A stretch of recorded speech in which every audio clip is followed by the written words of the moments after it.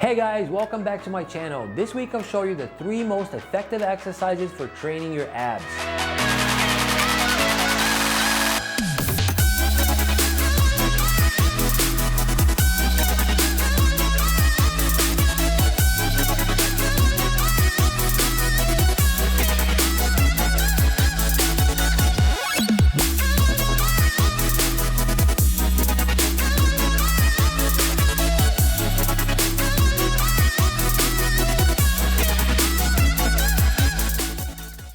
Welcome back guys. This week I want to talk about training abs.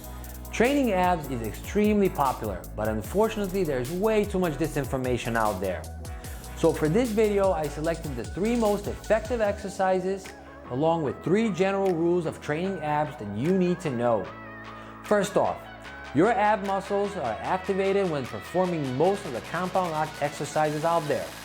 However, that kind of training is called static training. And like every other muscle group out there, for optimal results, you want to directly train your abs with isolation exercises as well. How often you train your abs depends on your percentage of body fat and how weak your abs are. In reality, you could directly train them up to 3 times a week and have plenty of time to recover for the next workout. Now, the reason why I mentioned the percentage of body fat is because that is very important when it comes to an ab training program. Unfortunately, a lot of people are under the false belief that training abs will make them burn off the fat around the stomach.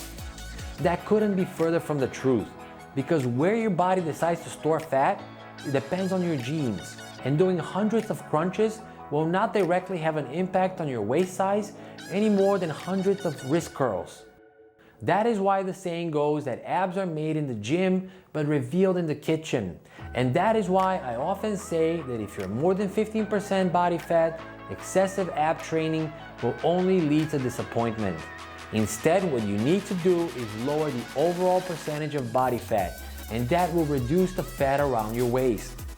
Third, as I've mentioned in other videos, your ab muscles are designed to be used all day long. So they are predominantly slow twitch muscle fibers. That doesn't mean, however, that you should be doing hundreds of sit-ups every day.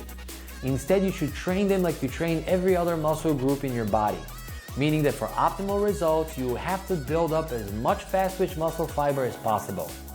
How you do that is with heavier weights and between 6 and 20 repetitions.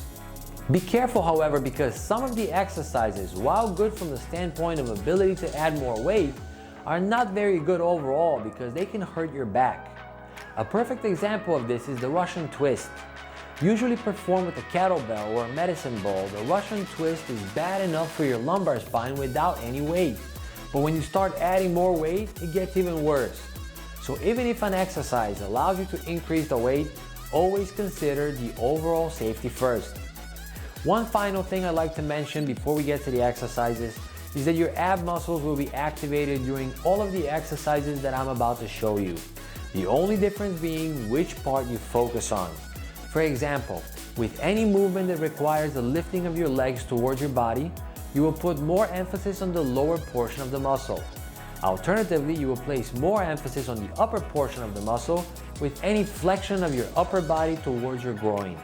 With this background in mind, let's get to the exercises. The first exercise, and an exercise that will engage your entire ab muscle equally, is performed on a machine that goes by many different names. The most common being the vertical crunch. This machine is plate loaded so you can easily add more weight. The pulling movement comes from both the top and from the bottom. The point being to bring your chest and your knees together. If your gym doesn't have this machine, a great alternative is the good old-fashioned Roman chair. The Roman chair is a golden era ab exercise where you simply sit on a chair with your butt sticking out a bit further from the seat so there's no pressure on the lower back. Then place your feet under the barbell or a couch, grab a weight and lean back. Another great alternative is the ab roller. The ab roller is a great exercise for activating the entire ab muscle. But the trick is that you'll also need a weighted vest because your body gets used to performing this exercise with body weight fairly quickly. Regardless of which of these 3 alternatives you choose, I would recommend doing a warm-up set and then 4 or 5 working sets, where you pyramid the weight up and then down. This will allow you to load the full range of the fast twitch muscle fibers. The second exercise is knee raises, performed on a dip machine, also called the captain's chair knee raises. This variation of knee raises is superior to other variations because your body is vertical, so there's no pressure on the lower back, as for example when performing knee raises laying down on the floor.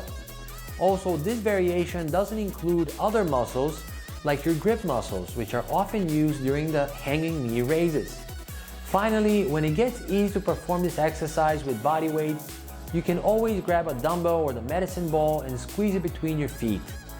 I often alternate the first and second exercise because I like to put emphasis on the lower abs. And when I do that, I perform a warm-up set of leg raises and then 4 or 5 working sets. If leg raises are the second exercise, then I generally just get to the working sets and skip the warm-up. The final exercise is weighted crunches, either performed on a machine or with a dumbbell. Of course, the machine version is much easier, but if your gym doesn't have the machine, then the dumbbells will do just fine. The point here is to find ways to load the abs with a focus on the upper portion of the muscle. As with other exercises, you want to do about 4 or 5 sets where you vary the weight within the fast twitch muscle fiber range, or between 6 and 20 repetitions. That's all for today, guys. Thank you so much for watching. As always, please scroll down, subscribe, and hit the little bell notification if you haven't already done so. Your support is really appreciated. Also, feel free to ask questions or suggest topics. I've received a lot of topic suggestions in the last few weeks that I'm still working on developing. But let me know because I might expedite a video if I see a lot of interest in a certain topic. Finally, happy holidays to everyone, and I hope you all have a wonderful new year. See ya!